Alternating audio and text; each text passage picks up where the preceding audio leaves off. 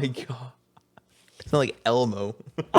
Welcome to the pit. I hate you. I know what you're referencing. Go ahead. Tell the viewers what that's about. Mickey Mouse. What are you talking about? Go ahead and tell me who you think Mickey Mouse is compared to. Go ahead and tell the viewers right there. Right there. What are you talking about? I know why you did Mickey Mouse. What are you talking about? Wait, fuck you. Go ahead. Tell them. Tell them. Upset them. Well, welcome to the pit, everybody, with co-host Mason and host Wesley. Today we got a lot of stuff to talk about. Things have been happening. We're going to do a slight news section before we get into the stuff that's been going on. We haven't really done an episode in a couple weeks. I apologize. Scheduling just kind of got rough, and we missed a week.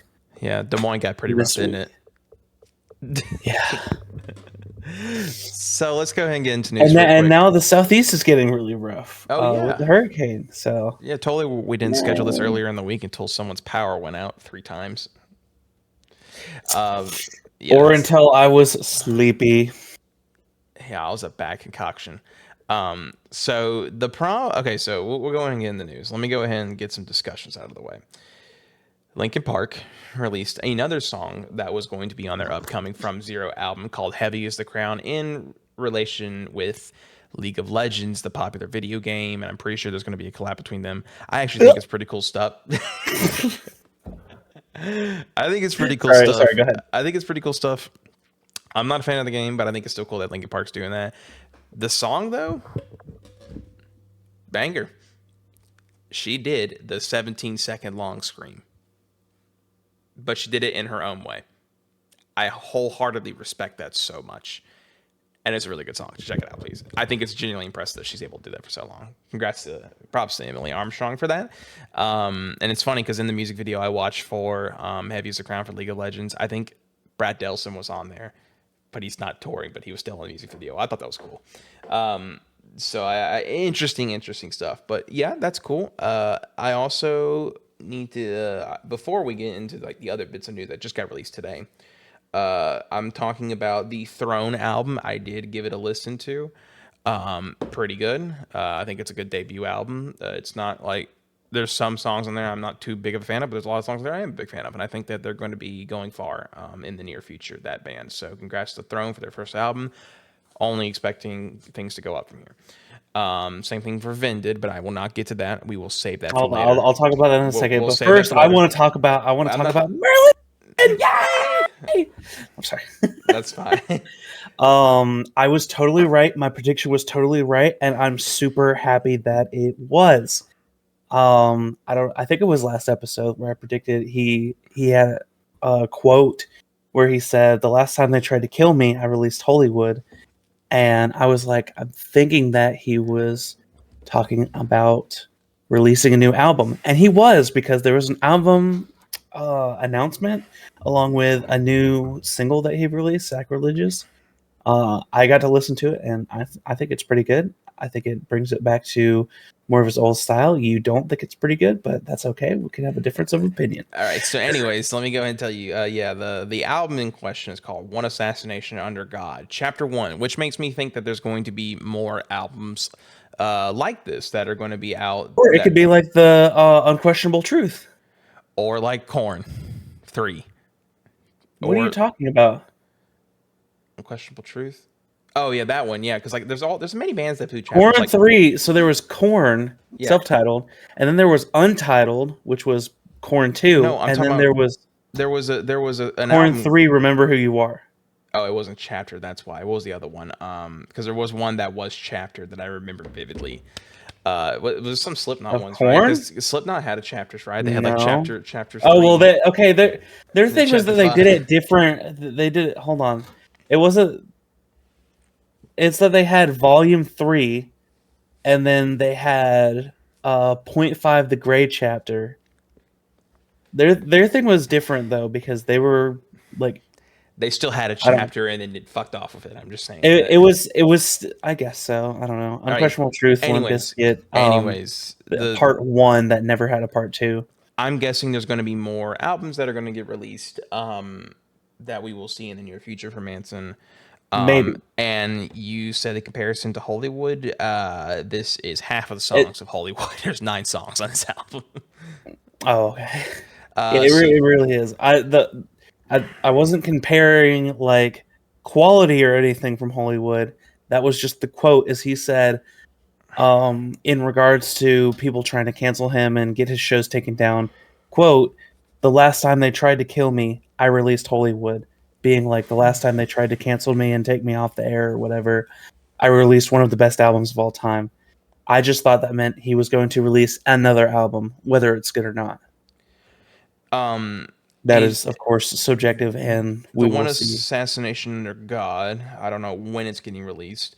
Think about that. Linkin Park and Marilyn Manson are putting albums out again. What a time to be alive. People who shit on us for covering Marilyn Manson, we shit on Ronnie Raddick like a week ago, so I don't want to hear it. And Dave Grohl And Dave also. Grohl. God, I saw that meme. That I guess that was No, funny. no, if he, I don't know if he deserves all of it, but sure. I I don't, don't, I I don't don't. think he does. One Assassination Under God is the first one. Second one's No Funeral Without Applause. Not If You Understand is this third one. As Secrets Within. Sacrilegious, which I'll go and give my thoughts on that. I think it's fine. I think it's okay. I'm not too big of a fan of it. I like the chorus, It's but that's better it. than Raise the Red Flag. I'm not gonna lie. Yeah, only by a little bit for me personally. I don't really know. It's just I like the chorus of it, but the other parts I'm not Oh too big yeah, of it. okay. Death is not a We'll see what we costume. think about it whenever it comes out. Death is not a costume. Meet me in purgatory. Raise the red flag. You know, actually, I take that back. I actually do think raise the red flag is better than sacrilegious personally, and sacrifice of the masses. But not by much. I mean, I'm just being honest. But hey, I mean, All I'm right. like, and the album cover looks like Marilyn Manson being water painted to look like Conehead. I think it was actually one of the paintings that he was painting as sick as the secrets within, That's or it looks a cool, lot like it. but that motherfucker looks like Conehead in this shit from like Dan Aykroyd. I'm not letting that go. He Okay, cool. literally looks like it. Okay. That's all the news that I remember as of now. Uh, Okay. Unless I happen to think of any Linkin Park tour has also been announced. With there's 3 dates in one in Dallas, I think one in Sao Paulo, and another one in I think somewhere in Europe. I don't remember. Can we call that a tour if it's only 3 dates? They're calling it a tour. Just go with it, man. Like, anyways, so Linkin Park It obviously is the most headlining. random tour ever, by the way. I know, right? They Linkin Park announced 3 dates, which I already knew beforehand. I just didn't know they were doing like this. Bad Omens and Sleep Token joining them in this tour, which is really fucking cool. I think it's almost like a passing of the torch kind of feel, to be honest. I think that's super cool that they get to tour with Linkin Park, who's just coming back as well. I think that's a great honor for both Bad Omens and Sleep Token. So big props to them. I think that's genuinely great. Okay, So we're hitting up the Texas show. I'm not flying to Dallas, Texas. We are going to move on into the next thing. We're going to go back to this screen that has been cleverly bought and animated. By yours truly. And there's going to be some random assemblage of the videos that we took over the last few weeks, right? You have more to tell than what I have to tell, to be honest. So I think Okay, so I went to Spirit Box Korn and Gojira, except unfortunately I was not able to catch the Spirit Box part of the set. Was running late from work. But I was able to catch Gojira, and hopefully there will be some wonderful videos of right up near the pit where I was. I was one row behind the barricade, which was absolutely awesome. And there was a lot of pyro, which was super cool. And they played all of their best hits. They played a snippet of Mea Culpa, the song from the Olympics song. And I mean, it's just really, really good live. Honestly, I think they're better live than just listening to them regularly. So let me talk about my experience because I wasn't as close as you. I was under the awning because I went to the PNC Pavilion in Charlotte, and I was dude, you're half. ruining the bit that I'm from South Carolina. Oh, You just ruined it. Oh man, it's over. I said I Okay, went to go ahead. Charlotte. Like they could think I'm Go from ahead. Virginia for all I know. Uh, Well, no, you said in the other episode. Never mind. Never mind. I wasn't close to the pit, even though I really want to, just so I can just reach up and be like, Joe, give me pick Joe. Would not have been that close. I'm so happy to see Joe. Like Gojira is one of my favorite bands of all time. Seeing them in person is, I don't even care if I was in the pit. The fact that I was like looking at them, just it's like a dream come true almost. Honestly, like I was so just happy, just genuinely happy to be there, and I think that they did an amazing job. I'm so thrilled. I want to give my experiences on it because I did get there enough to watch Spirit Box, so this is when I get to talk. Please talk about Spirit Box because I unfortunately got to miss their entire set. We got there enough time for Spirit Box to get released, and that was actually really enjoyable. I never heard of Spirit Box. I mean, I heard of Spirit Box, but I have not known what their music was. And seeing it live, and I also listened to one on the way. I listened to a song on the way up called Jada. It was really good. It was the most popular song. But I saw them live, and I was like, wow, she actually did really good, and her screams were really good too. I really liked it. The whole band was just felt different, and I was like, you know what, I like this. They did like I think 5-6 songs, and I was genuinely impressed. They did a great job. They actually, I think, they meant a lot of the things that they were trying to get across. I think it was mainly just showcasing their ability, and I got showcased, and fantastic, by the way, getting spotted by both like Korn and Gojira to go on tour with them. I think that's genuinely great. I think that gives exposure to someone like them who definitely probably deserved that. I know they've been around the music business for a while now, and I genuinely like their whole set list. I love what they did. She's a really good singer. Guitars are great. Nothing bad to say about them. Very good. And then Gojira came out, and that's where I flipped my shit because I was so fucking happy. Mario in person, I'll tell you like my idea too. Because I was sat in one of the rows, and the guy behind me, he saw I had a Gojira shirt, and he started tapping my shoulder, and he was like, "What's your favorite Gojira song?" And I told him, "Oh, my favorite Gojira song is Stranded, because I love Stranded. It's one of my favorite songs. Most popular, but I don't care." We were talking about it. And this was a news bit, but I never got enough to talk about it right here. But congrats to Mea Culpa for being #1 in America for their song. So that's really good to hear. Good, congrats, Gojira. And we were just talking, me and the guy behind him. But I looked behind him and I was like, "Do you know Mario Duplantier, the drummer?" He's like, "No." And I'm like, "He's one of the best drummers currently in the world right now." And he's like, "Okay, I'll just check it out." And like halfway through the set, I turn around and I go like, "You believe me now?" He's like, "Yeah, I had no idea." Like, so that was really funny. There was a part where they were doing back fucking bone, and he starts playing, and they stop, and I thought it was the end of the song, and all of the trons they have in the background just go bright red, and Joe just goes to my, he's like, "This is beautiful," and he gets right back into it, and That it's did just, not pick up at all. he growled like, Hopefully it'll show up in the recording on your side. it probably will. He growled, and it was just like so funny to me. All the set lists. I got to see Toxic Garbage Island, Backbone, Silvera, Amazonia, Another World. Oh my God, Another World slapped. I think Another World was my favorite performance of that night. I think I'm not gonna lie. seeing Stranded. I think The Cell was probably my favorite because The cell was also really good. Yeah, The Cell was probably one of my favorite. Jean Michel, the bassist, and I remember it was during The Cell too, was one of my favorite parts. Why I liked him. He like jumped up in the air like 4 feet in the air and spun at the same time while doing the breakdown for The Cell.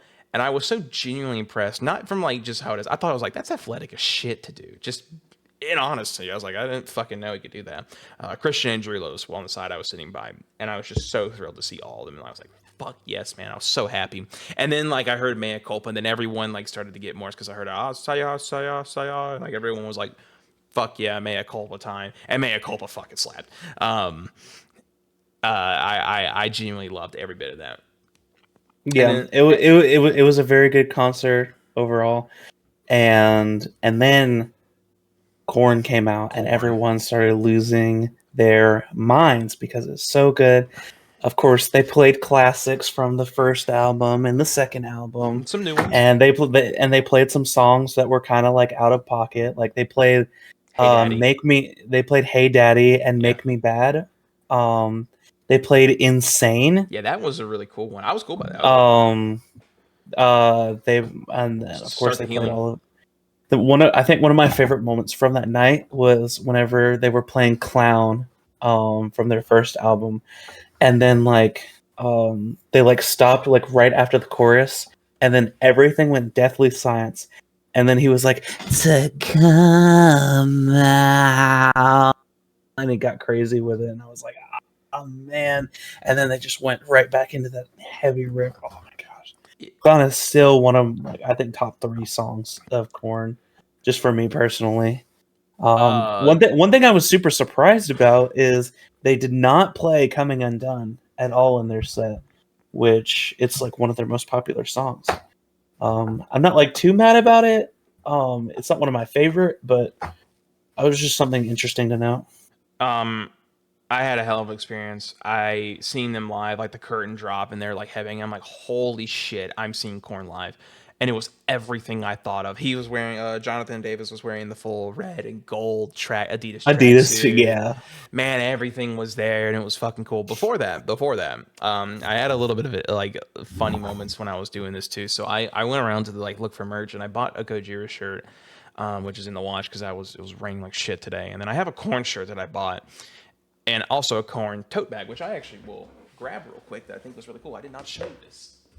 Edit the song, edit the song, edit the song, edit the song. You can edit the song, edit the song, edit the song, edit the song, edit the song. Hello? Shut the fuck up! I heard all that. No, you didn't. You didn't hear any of it. Okay, so I got this tote bag because they didn't have bags enough to put a shirt in. Purple Korn tote bag, and with this to sign on the outside, which I think is honestly like That's really cool. if I'm going into an Aldi's, this is coming with me.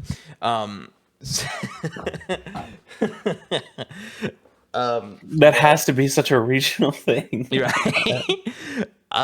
So they did their whole set, and I got so much fucking video. I mean, they were great. I remember he was saying like to get louder. I think it was like, oh God, I think it was during Blind. He was like, when Blind started, he was saying like, we've been doing this for 30 fucking years, and he was trying to get the crowd up, and he was like, come on, I want you to get loud so I can hear it on my fucking dome. And he starts slapping his fucking. I want you to blow my face back. It was funny, and he's like, come on, like because he was getting mad like a little kid. Oh my God, there was that. Oh, when they played Shoots and Ladders and you hear the bagpipes and the crowd just goes insane. Everyone's up on their feet. Yeah! I have the bagpipes recorded, and I got to see his fucking bagpipes in person. Holy fucking shit. I'm so happy. So fucking cool. That was amazing. I think one of my favorite things, other than like Shoots and Ladders, because Shoots and Ladders is probably one of my favorite ones up there. Probably my favorite song from that whole set list was probably, God, I'm trying to think. It honestly might have been Oildale. Because Oh yeah, that was another song that they pulled out. They pulled out Oildale from Korn 3. Remember Who You Are, and it was so nice to hear that live. it was really nice. And hold on. I need to have a special moment where I glaze up the bassist. Oh Fieldy. my gosh. Fieldy absolutely destroyed it on the bass. He had the energy the entire time. He was super happy. He looked like he was having the most fun, and he had that plappy bass going along the whole time. And vibes were absolutely immaculate. Such a good bass player. He had such a stage presence, and I'm so happy for it, honestly. I think I had I think I was on the side with Monkey, who I think was doing pretty good, and Jonathan I think was like honestly the best one. He was really good. So in experience what I got. Oil Dell was really cool because everyone started headbanging at the same time and it just looks so synchronized and cool. I think one of my other ones was honestly probably Falling Away From Me, because that was just like everyone Falling doing the Away From Me was there was a God, I had a drunk asshole right next to me. He was basically standing in front of me, but I didn't want to let it ruin the concert. I was cool with it, and I got away with it. Like they were really drunk, but I was like, I'm here just to listen to Korn, and I did, and I was super happy. And the coolest thing about all, because they did their whole set, got a lot of video, all the songs I enjoyed, I was singing to them. They were fucking amazing. After the fucking set, Jonathan goes to the back. Monkey, Fieldy, and I think Reginald Arvizu, if I got that right, the drummer, came out in Carolina Panther jerseys and started throwing out all this shit to them. And I'm like, no fucking way. You guys are repping a 0 and 2 team. Why do you have that jersey on? Oh my gosh! Don't bring this into the podcast. All right, we're moving on very No. Yes, Genuinely, we are. So I actually basically, thought that it was so cool that they brought out Carolina Panther jerseys. I was so happy. I was like, well, fuck yeah. Just make it like doing a lot with the place. I thought it was they super didn't bring cool. any Atlanta jerseys out the entire time, so I don't want to hear anything. No Falcon jerseys. I figured out that they're Panther fans, and that's okay. And you know what? I actually like Panther. Didn't have to be Falcons. Could have been any sport or any I was just saying, team or whatever. you know what? I'm happy they did the Panthers jersey. It got a big pop from everyone. And then Freak on a Leash. I think it was funny because they shut out streamers, and the streamers got caught on the roof. I don't know if I have a video of that, but there was like a bunch of streamers just kind of like hanging down, and I'm like, someone's gonna have to pick that up. It's not gonna be a good day for them. I was not like jealous of anybody working that event with how much confetti they were blowing everywhere. I probably wouldn't. It was fun. All right, so we both went to go see Korn and Gojira's Spirit Box in our respective states. But I went to a different state to go see something pretty special. Can you guess it down below? Is it A, Florida, B, Indiana, C, Iowa, or D, Massachusetts? Comment down below what state you think you went in. Massachusetts? Yeah, I don't know why I said Massachusetts. It was just like, I want to pick a random fucking state. Massachusetts.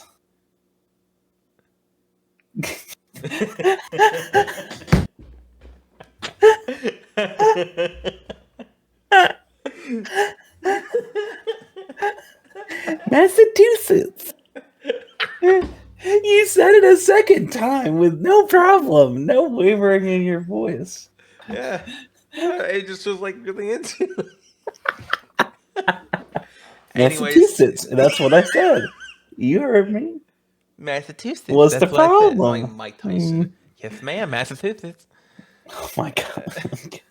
Anyways, the answer was C. Anyways, I went to Knotfest, Iowa. It was really awesome, and Mason is like so disinterested in this story by taking off his headphones. Bag is all. I picked up my tote bag. You see how you sound? Massachusetts. This will be the blindfold actually for the thing. Nice. All right, so I went to Knotfest, Iowa. It was my first time flying alone. I've flown on a plane before, but I've never flown by myself. And I went up to Iowa. I got everything deluxe, and I got the hotel package or whatever.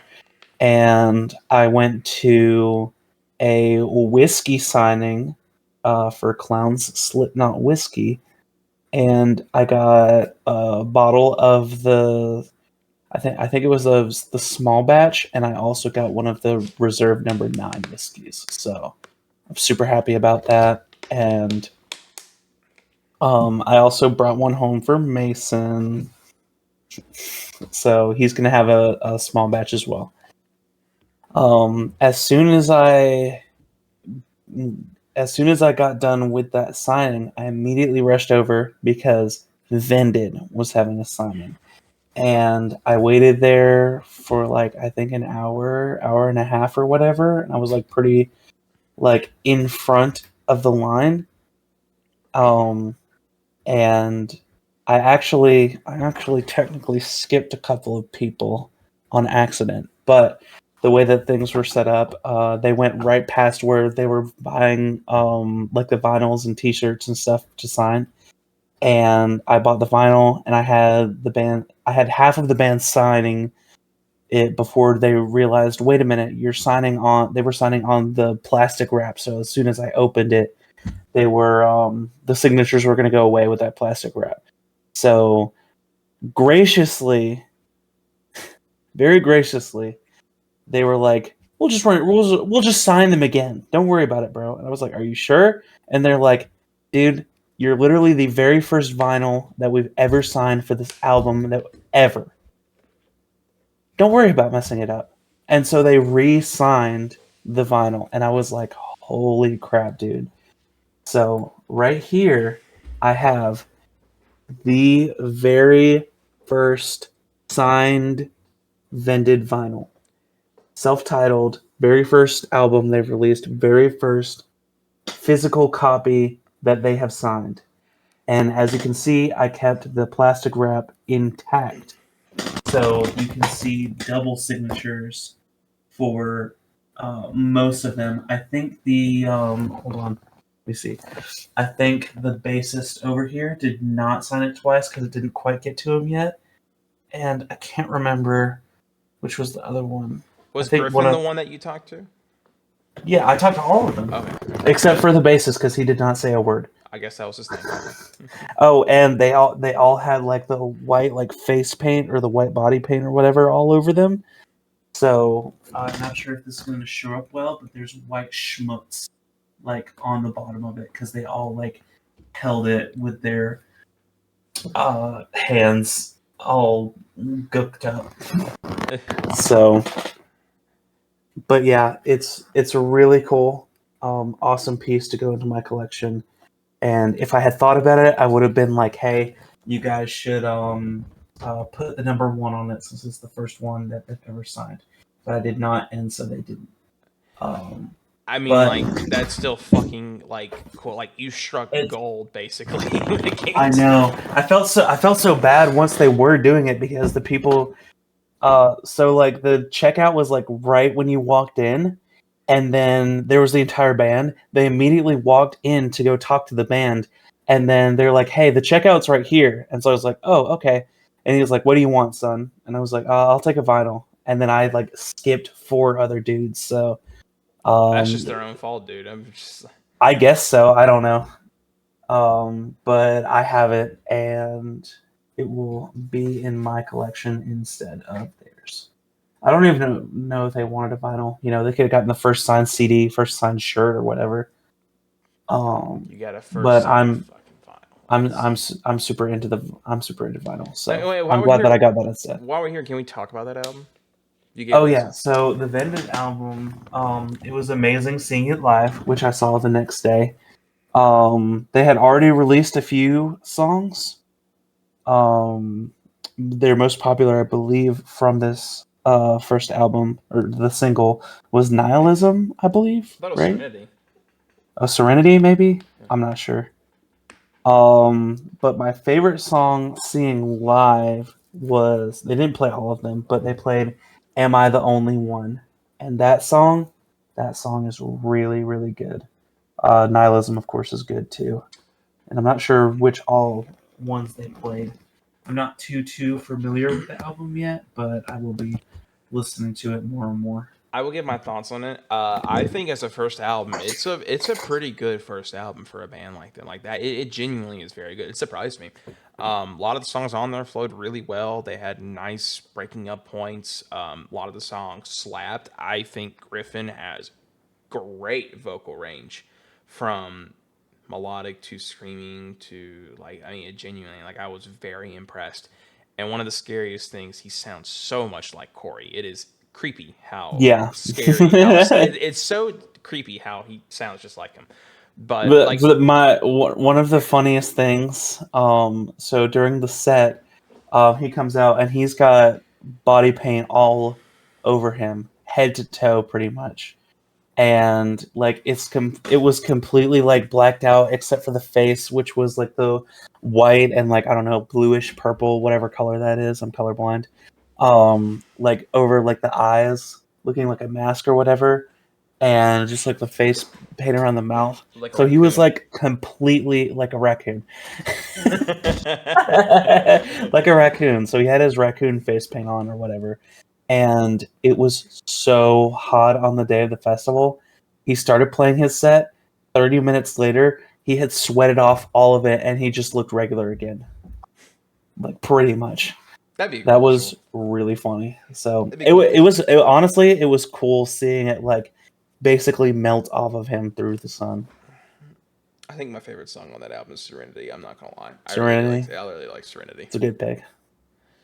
Okay, so later that day, I had got one of the experiences, Slipknot Slaughterhouse, which there was like a local like horror attraction, haunted house, where there was a member of Slipknot who went with us, and we got Jeff, and I'm going to keep saying Jeff is his name because that's what he signed on one of the whiskey bottles that I got. So I'm pretty sure he confirmed it that he is the Jeff that we all think of. So Jeff was their samples guy that replaced Craig very recently, I think 10 months ago or something like that. Something around that.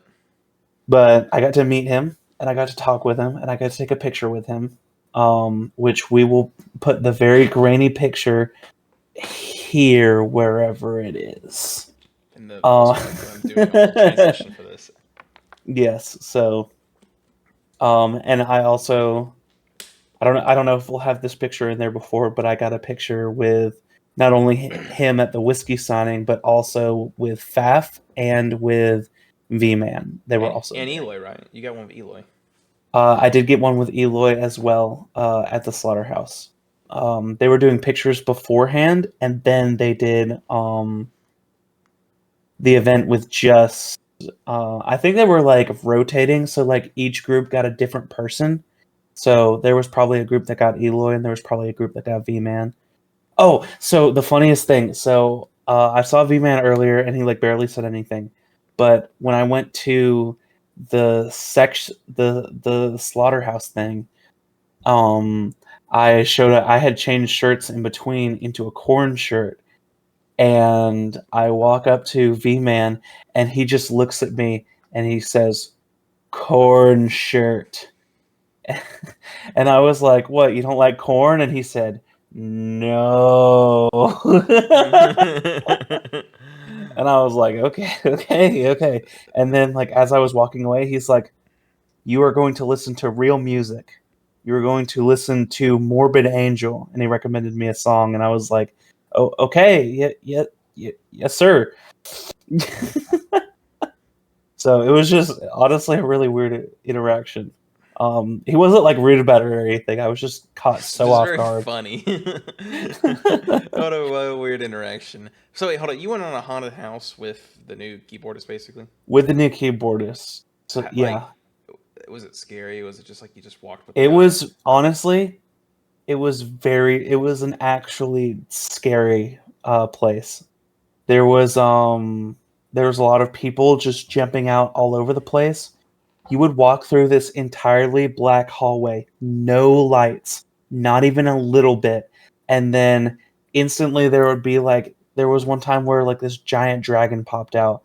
There was one time where there was like a tiny bit of light in the corner of this room, and there were like these like body sacks all around, and there was people scurrying all around. You couldn't see anything in this place, and it was pretty much just like the unknown. There's a lot of times where we didn't know where we were going, and that was part of it, to be like wandering through the house, not knowing exactly where you were going. There was a part where it was mostly simulated, but where they had like an elevator and you were going up and then you came crashing down or whatever. That got pretty violent. Did he wear like the full get up too? Yep. Oh my god. I mean, Imagine you're on the they all elevator did. with They all did. imagine you're there with like Eloy and he's just standing there and it's like I don't think they wanted to be there, but whatever. I mean, I don't know. Jeff was pretty chill at least. Jeff's Whenever I got to talk with him, I got the grainy picture or whatever, and I asked him a few questions. Exclusive interview. I asked him a couple questions very casually, with no recording, because I didn't have my phone on me, and I was like, "What's your favorite song to play?" And he likes playing Vermilion, and I asked him what his favorite song from like the first album is to play, since they're doing their 25th anniversary set list, and he prefers Scissors, so we were Scissors buddies. Don't take that in any weird way. Just okay, cool. Never mind. All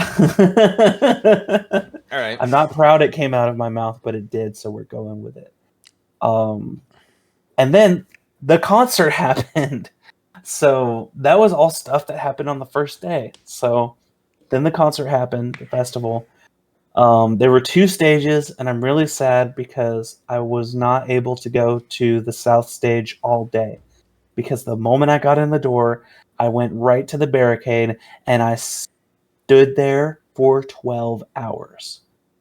Because I'm like, I want to see Slipknot right up close. So I missed Spine, I missed Dose, I missed Swollen Teeth, which I'm really sad about because I really wanted to see Swollen Teeth. I had to miss Guar. Guar was playing on the south stage, which was sad as well. There were a few other bands that I just can't remember right now, and I apologize. But I did get to see right up close, right up personal, front spot the entire day. I got to see Holy Wars, Zulu, Vended, like the yeah. I also got to see Knocked Loose. I got to see Poison the Well, which I've got to say about Poison the Well, I did not expect like football player dad vibes from the singer just based off Right, of that's what he their looks music. like. I was thinking like scrawny, more emo kid. But no. So Botchlo women's so fucking cool, man. Like it was so cool. I got it recorded, so maybe we'll throw up some footage here or whatever. Let's see. Who else did I see? There was Hatebreed, which I did not hear of, but honestly, I was very impressed with what I saw. They had immaculate vibes throughout the whole concert. Zulu, I wanted to say something as well. I wasn't the biggest fan of their work, but they they did a reggae section, which was just like really out there for a metal festival.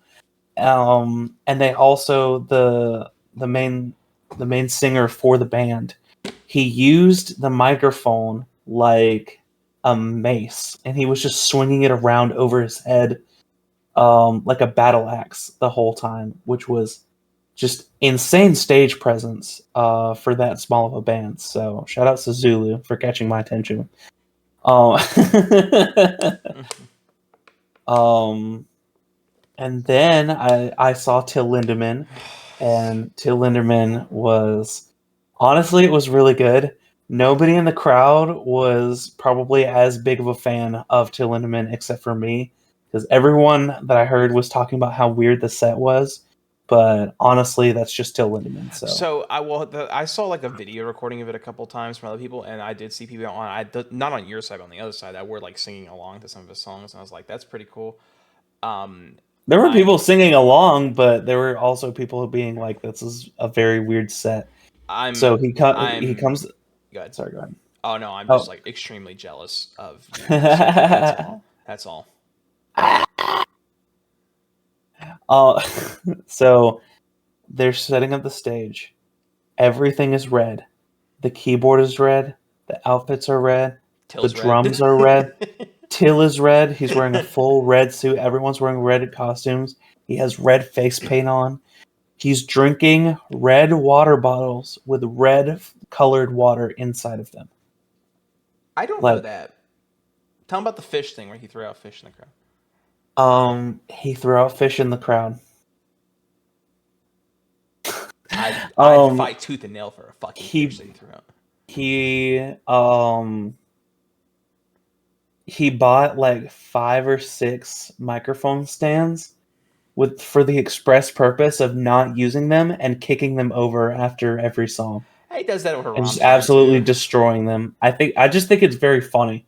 It is Like, very funny. he's just like, one thing I was kind of sad about is he had a smoke machine, and it was almost impossible to see him for half of the set just because of how much smoke was billowing out. You could not really see through how thick it was.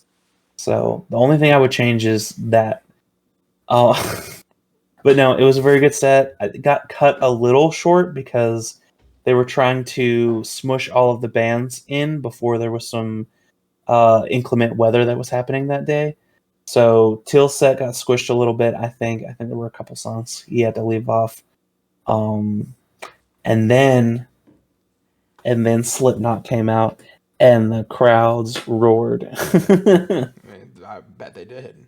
There was such an amazing energy coming out from everybody because it was them playing in Iowa. They're from Iowa, and a lot of people I talked to that day were from Iowa as well, and they haven't been to Iowa in a few years at this point. So they were very excited to have them back. I was very excited to see them. Everybody else was as well, and honestly, it was just a great time. Whenever they came out and they started playing Sick, everyone was screaming their heads off. They played 90% of their set before, like I said, there was inclement weather, so they had to cut off a few songs, which I am very sad about. They cut off Spit It Out, they cut off Surfacing, and they cut off Scissors, and I'm so, so sad. Which is why I'm going to be seeing them again in a couple weeks. Wait, you're going to the one in... Yeah, I was serious about that. You're I'm going to the Germany. one.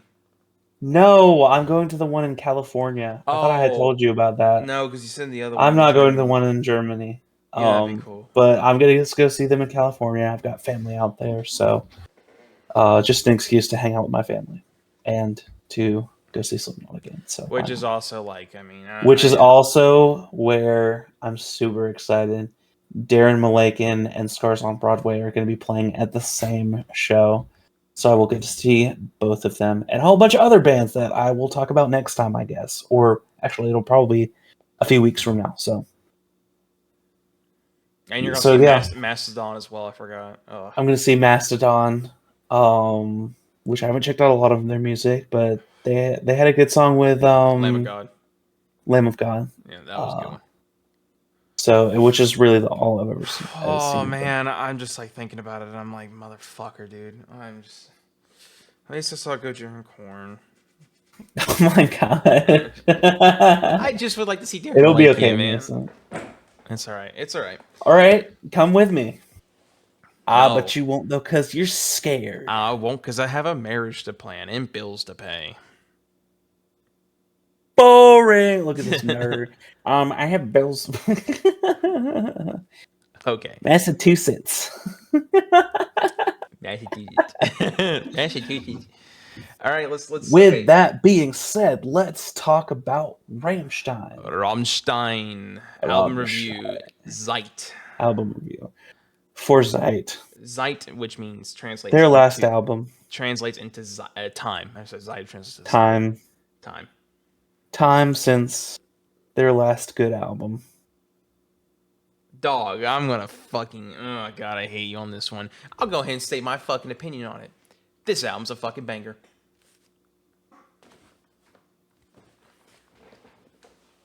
Okay.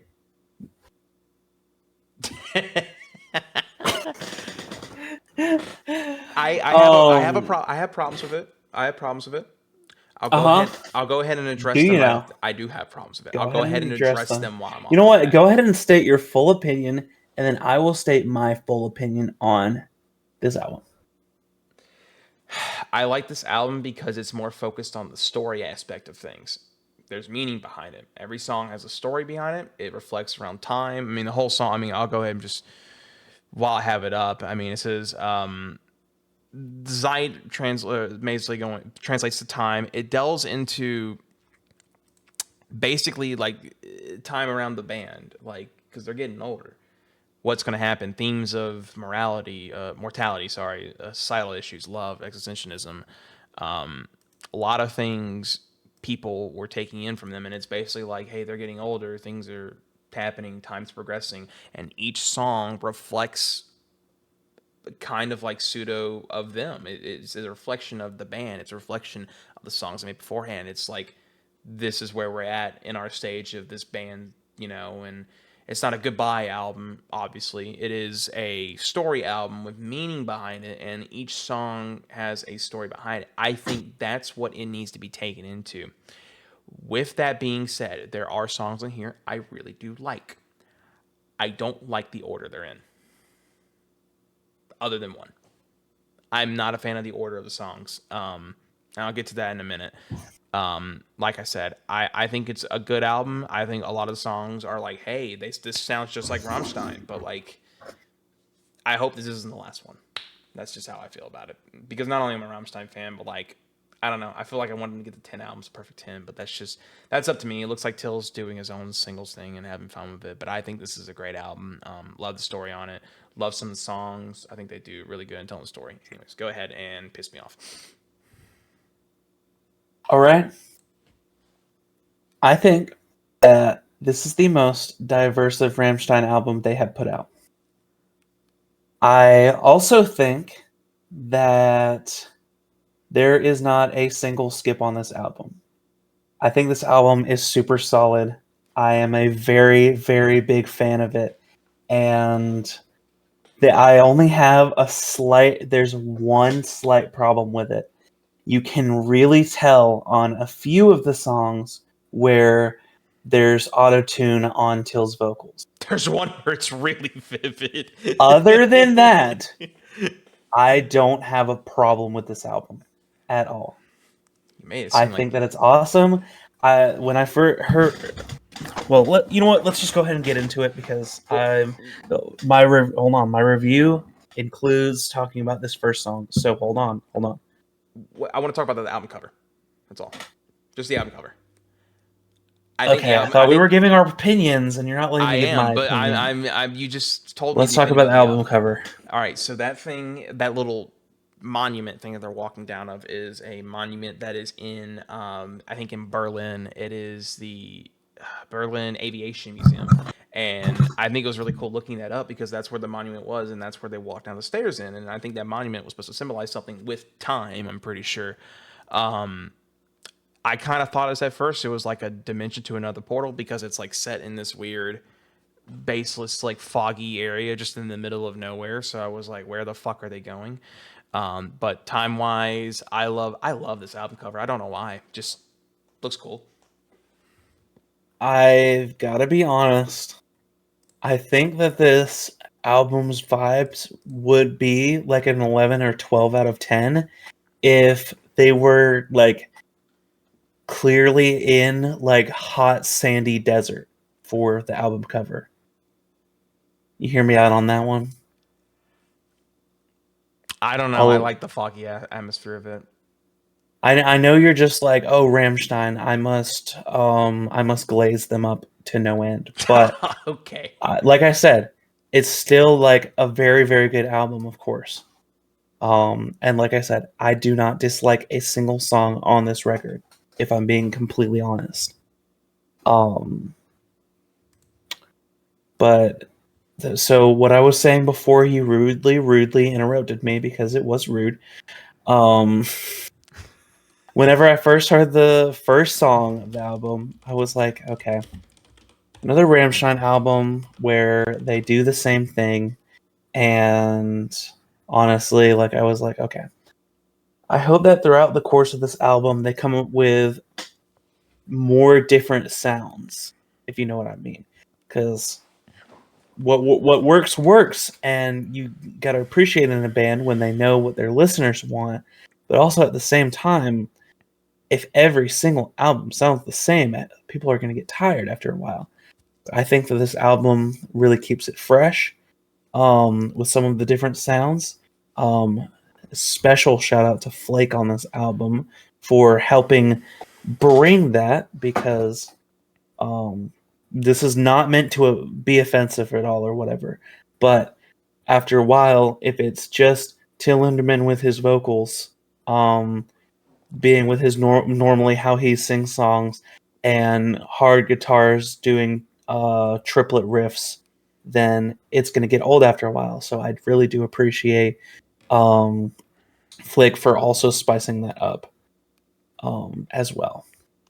The piano it's not techno like this. Like I think they removed the techno atmosphere of it and then just replaced it with, or they have a little bit of it. Like I feel like it's like everything Rammstein, but like they have it's more the whole album's like somber like Rosenrope, but they added more piano from Flake and still had songs that had vibes of classic Rammstein of industrial metal. And I I think that this is such a great paced album. I just wish some of the songs were switched around in terms of order. I wouldn't really change anything because it ends with a song called Adieu. No, It's literally like the ending. Right, that's the one I wouldn't change. So, That's the one I would not change at all. I don't think I would change a single other one. I think it plays as like a pretty like flowing like beast. Like it goes up, it goes down, it goes back up. I don't know. I'm not changing anything. I would switch number 1 and 2 around, personally. I feel like I guess so, just because it's called Zeit, but I don't know. They haven't done that for every record, so. I just like that it opens up with a piano soft tone kind of thing. I guess that was just my thing on it. Anyway, let's get into the album. Let's just go and get into it. I already gave my opinions on the first track. I think it is solid. It did like at first leave me being leery, but I could whenever I started playing this, I think I played it for like 6 hours nonstop while I was at work. Like I just kept listening to this album, and honestly, I think it's one of their best works. Oh, absolutely, I agree. Song Arme der Tristen, which means Army of the Dreary, and this is explores themes of loneliness, melancholy, and alienation. The Army of the Dreary could be interpreted as a metaphor for individuals who feel trapped in despair and sadness, living in a world that often lacks meaning or hope, which also delves into the more depressing tone that they're trying to set. I think it is a good opening album. I love like the techno piano vibes that I get from it. Like it did feel industrial metal, but it didn't feel like super heavy. And I think there was a good paced opening song. I'm not gonna lie. So yeah, very good first song on the album. And then the next one, Zeit, which means time. Zeit. This song is so good. It starts out slow, it builds, and then it crescendos at the end. The ending part, I think it's also just because of very, very like side tangent here. The ending just reminds me of Hollow Knight when you're in the Hall of Gods and there's these like operatic singing, or like whenever you're, I know this is like super off topic and like super like out of like genres, but whenever you're doing Absolute Radiance and you're going up to the final part, I know, just let me cook, okay? Oh no, and it's just like crescendoing throughout the entire boss fight. It's what it feels right here at the end, and it feels like the journey is complete whenever they hit that last note. This song is so solid. The reason I was laughing is I was thinking about pulling a joke on you saying I just wasn't recording the whole time. But no, I have been. Epic joke, honestly. Epic joke. Yeah. If you said that, I would be like hanging up on you and going to bed right now. Okay, so Zeit, beautiful fucking song. Epic prank. I was not recording the whole time, Mason. I wasn't recording. No, I'm being for real. Like it fucking matters with you. I'm the one in it. Zeit, oh my god, the piano opening on this is so fucking good, and then the guitars are great. Till is really good with his. I think this is like the best vocals Till's done in terms of melodic. I really do think so. I think it's just so good. Zeit reflects on the passage of time, human mortality, and the inevitability of aging and death. It conveys a sense of existential dread while also encouraging acceptance of life's fleeting nature. The reason that like the vocals are slowed down is the reference of time. Banger fucking song. I believe we were on Schwarz, which reminds me of Schwartz, which is another word for Pinot. Yeah. This song is okay in the album. I'm not gonna lie. Definitely not my favorite track. I did appreciate the harpsichord, even if it was just like a preset that Flake used or whatever. But that was pretty cool. I really like the song. I'm not gonna lie. It's really the piano. Flake does it for me for this album. I really like the slowness vibe of it. It is kind of weird going from Zeit to this because it's both kind of the same tempo, and this is what I mean by I think things should have been switched up. I don't think this should have been just too early on the album. I don't hate the song. I like it. Yeah. I love the slow nature of it. Schwarz translates into the color penis. Black. Okay. It translates to black. Schwarz delves into feelings of emptiness, despair, and the fear of the void. Represents death and the unknown. I really do like the I like the song by itself more than I do like in the album as it is personally, but it's good placing. And now we go on to Giftish. Giftish. Oh my gosh. This is the song whenever I heard it, which I was like, I wish it had like bright yellow sand desert vibes on the cover. Because of like the Giftish. No. The like just the piano part at the beginning, the intro, Yeah. along with the vocalizations like that would have been like they do it another time on this album, and I just think that it would have been like 12 out of 10 vibes if it did. I'm not saying I hate the album cover. I'm just saying like would have been even more vibes. Man, dude, this fucking song rules. The guitars are so heavy in this, man. It's so fucking good. I love this song so much. Giftish translates to poisonous. The song uses the metaphor of poison to describe toxic relationships. That's basically what it's about. Is a toxic relationship kind of song, but it kicks ass, and I guess it explains why it's more heavy in nature, and it explains why more of the fast-paced nature, which is why I think this was more of an industrial like song, basically, rather than like piano and slower down. This one was just like "Du bist giftig, dun dun dun dun, I so giftig." It's fucking good. Banger fucking song. Next one, Zigzag. Zigzag, it feels like the same song as Giftig, which isn't a bad thing, but it just feels like the same song. Although I will say, I like the intro because it feels like you know Space Song. Yeah. It feels like Space Song whenever you're listening to it. So I do appreciate this track. And this track is fine. Giftig is way better, and that's all I gotta say about that. But they use the same like preset on the keyboard, so I like it. I really like the bass on Zigzag. I think Oliver does so good on this song. I love the bass line on it. it just sounds so much better to me. It's a great song. I really like the slow nature of it, and I just enjoy the bass mostly out of this. That's what kind of like does it for me. It is also kind of weird sound. Zigzag is a satirical critique of society's obsession with beauty standards and cosmetic surgery. There's not a translation of it. It's just Zigzag.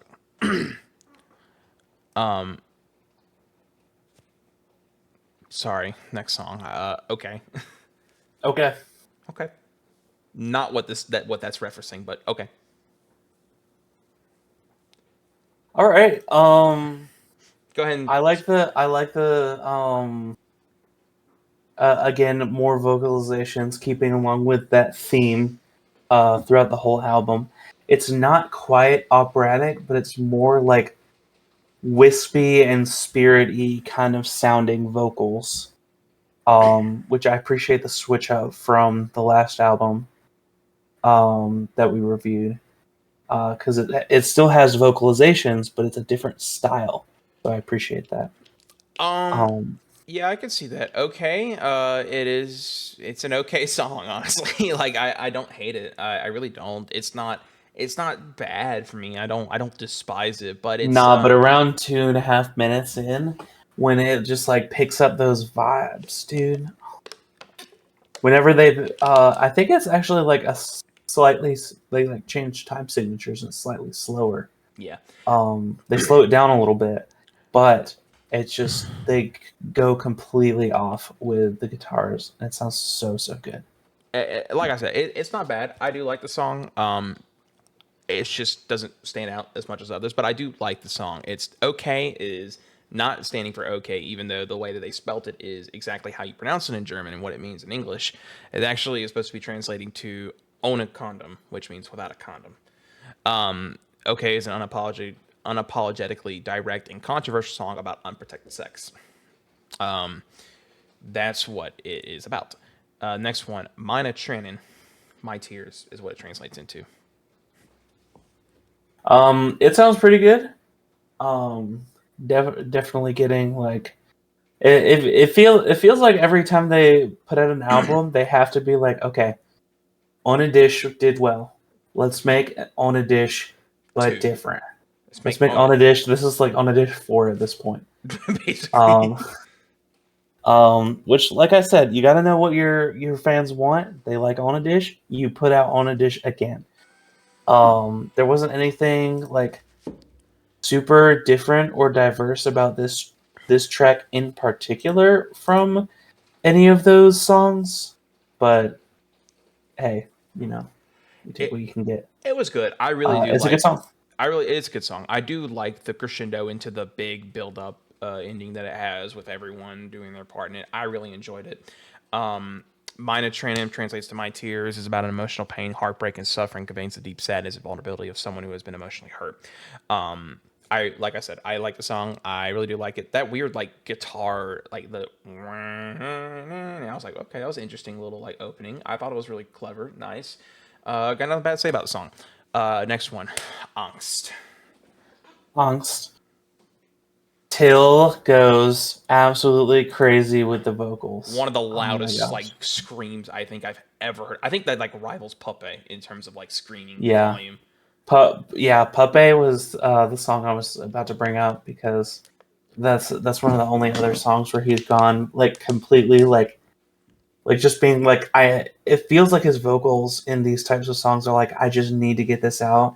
I don't care exactly how it sounds. I just need to scream my lungs out. Yeah. And I really do prefer those vibes. Oh my god, the build up to it as well. Like the really nice guitar riffs that they got, like, and like it builds and builds and builds, and finally at the end where like it's like you see Till like getting a little bit louder and the opera's in the background and it starts crescendoing up and Till starts increasing his volume into that fucking man. It's such a good fucking song, dude. Good song. Love this so much. Angst, which means fear. Angst tackles the theme of societal fear, particularly fear of the unknown and the way it is manipulated to control people. The song references the German figure Schwarzermann, which is the boogeyman in German folklore, and that's basically what it's referencing. But man, this song is so good, and that fucking scream, dude, that did it for me on that one. I was like, whoa, shit. Yeah. I definitely appreciate it as well. All right, next one, Dickatin, which means big breast. Nice. And Flake is back with the trumpet, so let's go. Yeah, but first we're gonna talk about this Mickey Mouse intro, which is why I did a Mickey Mouse impression in the beginning. Like Oh, it just reminds me of like the old like Mickey Mouse cartoons. Am I wrong? Like the way that this starts out?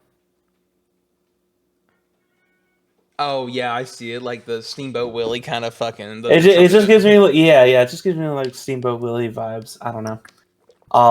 It did feel like really old school. Like they took like old school trumpet from Flake's thing and they mixed it with Industrial Man. I fucking love it. It's a good song. Yeah, it's a really good song. And there's something about the chorus that is very different from a lot of their songs, which brings diversity to the album that I really appreciate. Is songs like this that are like, hey, let's throw in some trumpet. Let's Let's just give Flake a let's trumpet. make it sound like Mickey Mouse, and let's also like come out with these vocals that make it sound like you're ascending to heaven. Oh, Not referencing that. We're gonna talk I about don't know. boobs. And then we're naming the song Big Tits. Big tits. The thing I love about the song, my favorite part in this whole song is that there is a part where like they do the trumpets and the first like riff part after the chorus and like the bridge wise, and then they do the second bridge with all the instruments, with the guitars and the trumpets, and I think it sounds like a metal parade, like like an actual like parade, like a marching band parade with like the trumpets and the horns and everything, just mixing in with like metals. I'm like, this is cool. Like I thought it was awesome. Song is a humorous and somewhat crude take on the stereotype of male desire, focusing on physical attributes. Whole dick and titties. That's what I can really, you know. All It's right, just it's Rammstein sex song. all right, Lugan. all right, all right. Lugan. This is me when I'm listening to Lugan. This song is so good.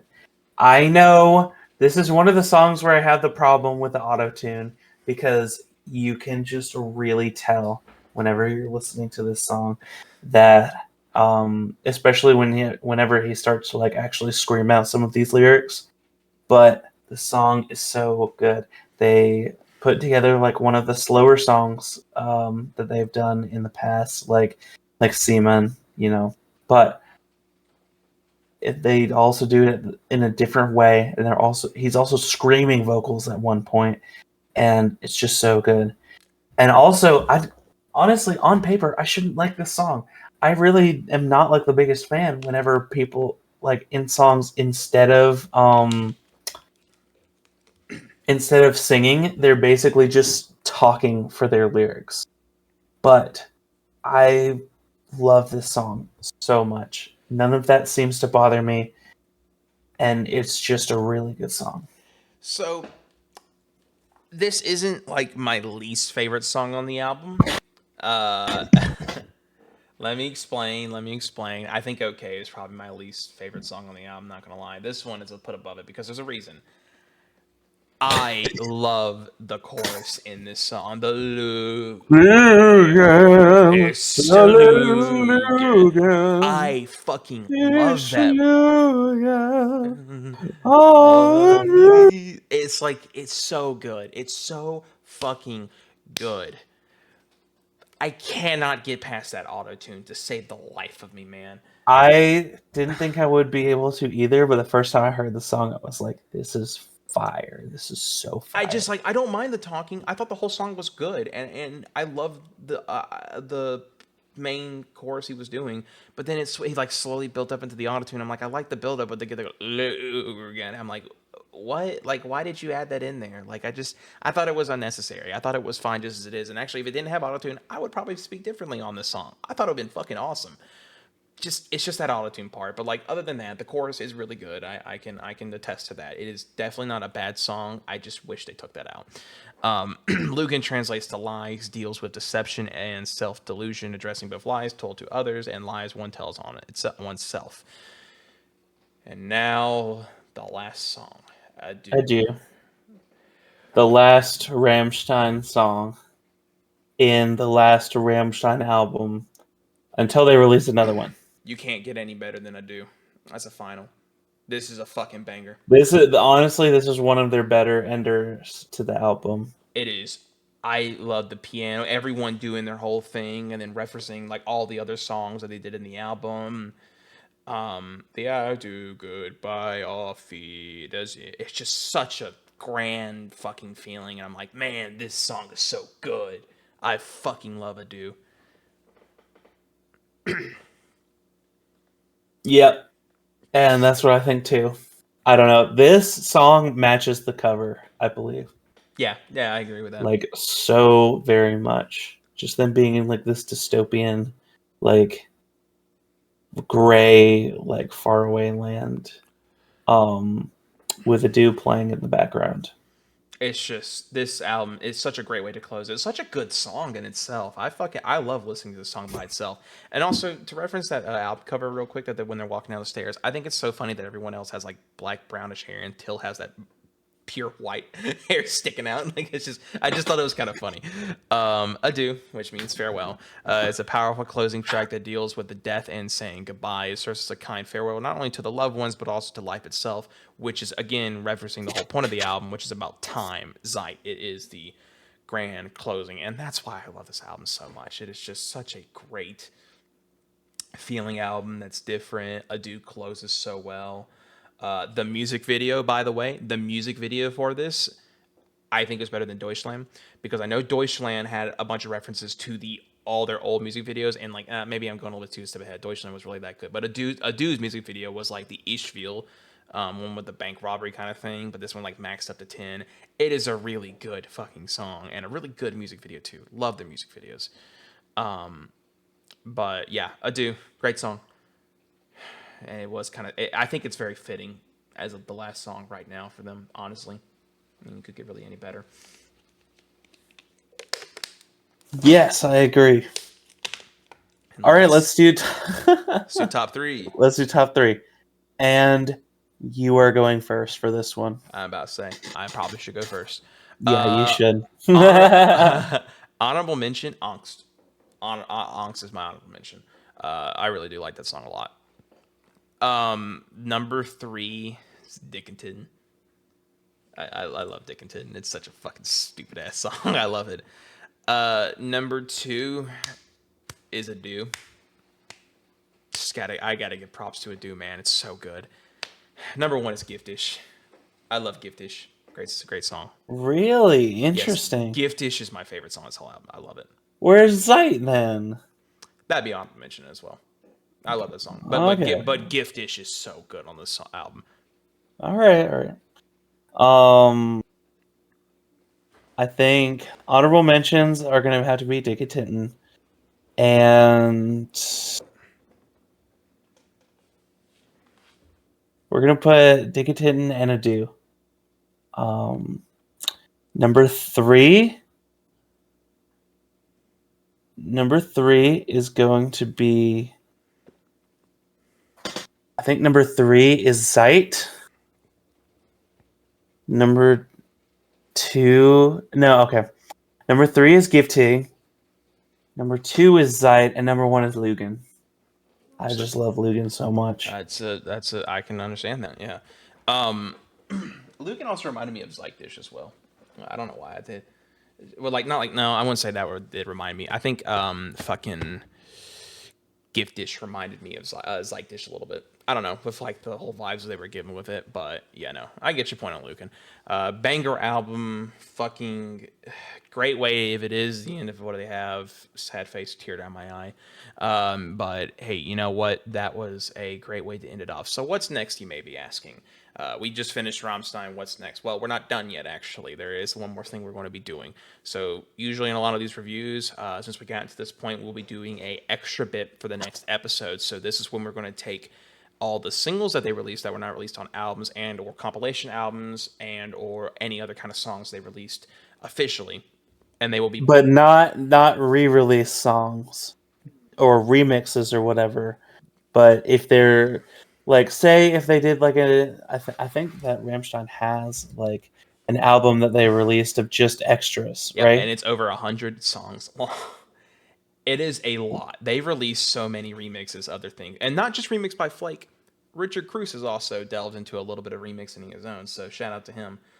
They had a whole section, but there is songs that they did. But don't worry, we will not be doing all 100 songs. No, we will just be listening to that in our own time and telling you what we feel about it later. That's not going to be something we're going to do. There is a compilation album of Rammstein of all of these singles they do have, and it is called Raritaten, I think is what it's called. It was between 1994 to 2012. All their singles that they have as well are in there. There are some other songs that are sporadically outside of that album. I think there's only like 2 or 3, but they are official releases and they do exist. So though, how do you access that? Perhaps I will be linking the playlist down in this description. So if you do want to follow along with us in this review, you can follow along through that playlist link down below, and we will talk about it on the next episode. The next episode we will be talking we will have this playlist in not only this video, but also the next video, and we'll be mentioning it the beginning of the next video or whatever. Next review. And to go check out the playlist. And what will happen as well in that, so we're actually going to be doing a conglomerate review of Rammstein at the end. So we will be discussing our top albums from least to greatest and our top 10 songs that we have from Rammstein together. That will be our final review of Rammstein, and we will be done. And I think we should limit it to 3 honorable mentions, just so we're not taking us a lot of time. No. I'm cutting you off. I'm cutting you off. I can't, because there's so many. They have 8 albums and all the songs. I think it's only fair to just do 5. I think it's only fair to just do 3. I don't like the number 13. I'm very I don't lucky on 13. I'm sorry. I can't. You're just doing that to get your way. Fine, then we'll do 12. Fine. And fine. We'll fine with me. All right. So yeah, we'll be talking about that next time. And this podcast is already like probably way too long. So we had a lot to talk about today. Yeah. And I hope you guys enjoy. If you want to see more from us, check out our other podcasts. As well, We have a few of them. As well, along with the review as well. Wes will be telling you guys the next band we will be reviewing as courtesy from him. He will be. I get to choose this time. He gets to choose. So, yep, my Rammstein. I hope you're ready to listen to frog metal. Just kidding. We're doing pirate metal with Ailstorm. Just kidding. We're doing Gutalax. Yeah, you know what's funny though is that just kidding. We're doing real metal like 21 Pilots. Oh my god. You know what's funny is that your opinion on Rammstein has absolutely changed, like from what you first started versus now. Like I said, I held every single right to change my opinion if I wanted to. So there you go. But we'll talk about all that in next episode. And I'm cutting this one off because it's 2 a.m. So we will see you guys in the next episode. Peace out.